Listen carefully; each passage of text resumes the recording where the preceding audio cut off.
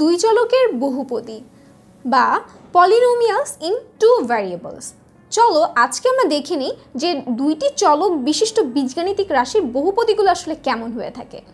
দুই চলক বলতে এর আগে আমরা দেখেছিলাম এক চলকের ক্ষেত্রে তাকে আমরা প্রকাশ করি হচ্ছে c into x to the power P আকারে আমরা প্রকাশ করে থাকি। এটি হচ্ছে এক চলকের জন্য। এবার আসো দুই চলকের ক্ষেত্রে আমরা আসলে কীরকম দেখতে পাবো। দুই চলকের ক্ষেত্রে আমরা মূলত একে প্রকাশ করে থাকবো, ধরো দুইটা চলক হচ্ছে আমার এক্স ও ওয়াই, এটা হচ্ছে আমার দুইটা চলক।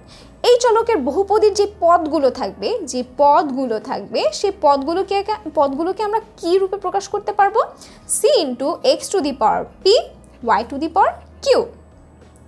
অর্থাৎ এই ক্ষেত্রে দেখো c যেটি রয়েছে সেটি হচ্ছে আসলে কোএফিসিয়েন্ট বা সহগ, p হচ্ছে আসলে x এর পাওয়ার, y কিউটা হচ্ছে আসলে y এর পাওয়ার। এই ক্ষেত্রে আমি কি বলতে পারি? c হচ্ছে একটি কোনো নির্দিষ্ট সংখ্যা বা কনস্ট্যান্ট, p এবং q হচ্ছে আমার অঋণাত্মক পূর্ণ সংখ্যা। এই পাওয়ারটি আসলে ঋণাত্মক হতে পারবে না, কিন্তু এটি আসলে শূন্য হতে পারবে, অঋণাত্মক পূর্ণ সংখ্যা। তাহলে দেখো c হচ্ছে আমার সহগ। এই ক্ষেত্রে যদি আমাকে মাত্রা বের করতে বলে, এই পদটির মাত্রা আসলে কত হবে? মাত্রা হবে হচ্ছে আসলে p প্লাস কিউ হবে হচ্ছে এই বহুপদীর, দুই চলক বিশিষ্ট বহুপদীর পদের মাত্রা। এবার আসলে একটি উদাহরণ দিয়ে আমরা বুঝি জিনিসটা আসলে কেমন। ধরো একটি রাশি হচ্ছে 8x cube plus y cube minus 4x square plus 7xy plus 2y minus 5।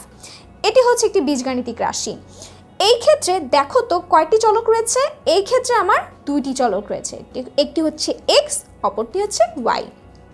এই ক্ষেত্রে যদি আমাকে বীজগাণিতিক রাশিটির মাত্রা বের করতে বলে, সেই ক্ষেত্রে মাত্রাটি হবে আসলে কোনটি?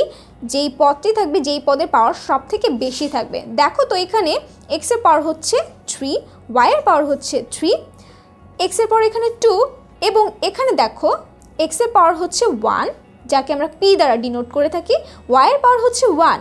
তাহলে 1 আর 1 যেহেতু গুণ অবস্থায় আছে, তাহলে এটা কি হবে? যোগ হয়ে আলটিমেটলি এই xy এর পাওয়ার হচ্ছে আসলে 2। এই ক্ষেত্রে y এর পাওয়ার কত? y এর পাওয়ার হচ্ছে এখানে 1, আর এই ক্ষেত্রে x এর পাওয়ারও 0, y এর পাওয়ারও 0। তাহলে এই যে বীজগাণিতিক রাশিটি রয়েছে, এই বীজগাণিতিক রাশির মাত্রা কোনটি হবে? যেটি সর্বোচ্চ থাকবে 3। অর্থাৎ এই বীজগাণিতিক রাশির মাত্রা হচ্ছে আসলে 3 এবং এটি কয় চলক বিশিষ্ট বহুপদী? এটি হচ্ছে দুই চলক বিশিষ্ট বহুপদী।